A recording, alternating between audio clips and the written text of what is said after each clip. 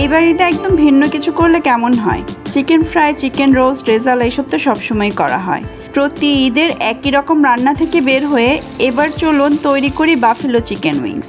ভয় পেয়ে চলে যাবেন না। অনেক সহজে ও আপনাদের হাতের কাছে থাকা কিছু ইনগ্রেডিয়েন্টস দিয়ে কিভাবে বাফেলো চিকেন উইংস তৈরি করতে পারবেন তা আজ আমি আপনাদেরকে দেখাবো। বাফেলো চিকেন উইংস খেতে যে কতটা অসাধারণ তা আপনারা ট্রাই না করলে তো বুঝতেই পারবেন না। তাহলে চটজলদি আমার রেসিপিটা পুরো দেখে আপনিও তৈরি করে নিন buffalo chicken wings. Buffalo chicken wings তৈরি করার জন্য সবার আগে আমরা তৈরি করে নিচ্ছি স্পেশাল একটা সস। আর তার জন্য সবার আগে একটা ফ্রাইং প্যান আমি মিডিয়াম হিটে গরম করে এর মধ্যে দিয়ে দিচ্ছি 1 স্টিক বাটার, যেটা কিনা 1/4 পাউন্ড অথবা 8 টেবিল স্পুন। এখানে আমরা একটা হার্ড সস ইউজ করছি, আপনারা যে কোনো রকম হার্ড সস ইউজ করতে পারেন, যে কোনো ব্র্যান্ডের। আমি বাটারটা একটু গলা পর্যন্ত ওয়েট করছি, দিয়ে দিচ্ছি 1 কাপ হার্ড সস। বাটারটা গলতে গলতে আমি একটু নেড়েচেড়ে মিশিয়ে নিচ্ছি। এর মধ্যে আমি দিয়ে দিচ্ছি 1 টেবিল স্পুন হোয়াইট ভিনেগার। আবারও খুব ভালোভাবে মিশিয়ে নিচ্ছি। একটু পরপর মিশাতে হবে যেন নিচে লেগে না যায়। এই সস তৈরি খুবই সিম্পল, অলরেডি তৈরি হয়ে গিয়েছে আমাদের সস। বাটারটা গলে একটু উপরে উঠে গিয়েছে, তার মানে আমাদের সস রেডি।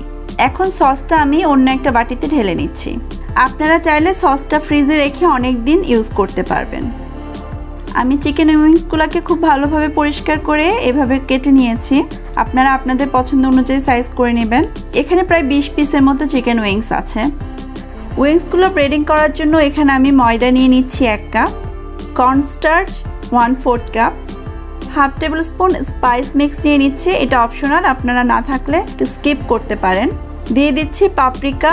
পাপরিকা না থাকলে আপনারা রেগুলার চিলি পাউডার ইউজ করতে পারেন। লাল মরিচের গুঁড়া হাফ টেবিল স্পুন অথবা আপনারা আপনাদের স্বাদ অনুযায়ী দিবেন। দিয়ে দিচ্ছি খুবই সামান্য লবণ, এটাও আপনারা আপনাদের স্বাদ অনুযায়ী বাড়িয়ে কমিয়ে নেবেন। সব কিছু খুব ভালোভাবে একসাথে মিশিয়ে নিচ্ছি। এখন আমি চিকেন উইংসগুলোকে একে একে ব্রেডিংয়ের মধ্যে গড়িয়ে নিচ্ছি। একটা প্লেটে সরিয়ে রাখছি। আপনারা চাইলে ব্রেডিং না করেও কিন্তু চিকেন উইংসটা করতে পারেন। ডিপ ফ্রাই করলেই হয়ে যাবে, কিন্তু ব্রেডিংটা করলে উইংসটা অনেক বেশি ক্রিস্পি হয়। আমার কাছে এভাবে ভালো লাগে। আমাদের সবগুলো চিকেন উইংস ব্রেডিং করা হয়ে গেল। চলে যাচ্ছি পরের স্টেপে। একটা ফ্রাইং প্যানে আমি তেল নিয়ে মিডিয়াম টু হাই হিটে গরম করে নিয়ে একে একে চিকেনগুলো ডিপ ফ্রাই করে নিচ্ছি। সবগুলো চিকেন দেওয়া হয়ে গেলে আমি এখন একবার উল্টে দিচ্ছি। উল্টে পাল্টে চিকেনগুলোকে ভেজে নিচ্ছি। প্রায় 5 থেকে 7 মিনিটের মধ্যে চিকেন উইংসগুলো ভাজা হয়ে যাবে। চিকেন উইংসটা এভাবে ভাজা হয়ে গেলে আপনারা কিন্তু ডিপ ফ্রিজেও রেখে দিয়ে প্রায় 3-4 মাসের মতো খেতে পারেন। যখন প্রয়োজন হবে আপনারা ডিপ থেকে বের করে ইউজ করতে পারেন। চিকেনগুলো গোল্ডেন ব্রাউন হয়ে গেলে আমি এখন একে একে নামিয়ে নিচ্ছি। এখন আরেকটা ফ্রাইং প্যানে আমি প্রায় 3 টেবিল স্পুনের মতো বাটার দিয়ে দিচ্ছি।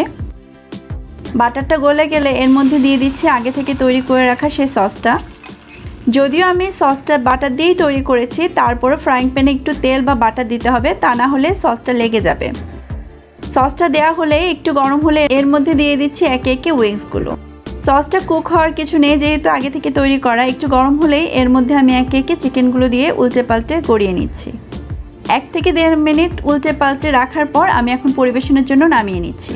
তৈরি হয়ে গেল আমাদের মজাদার বাফেলো চিকেন উইংস।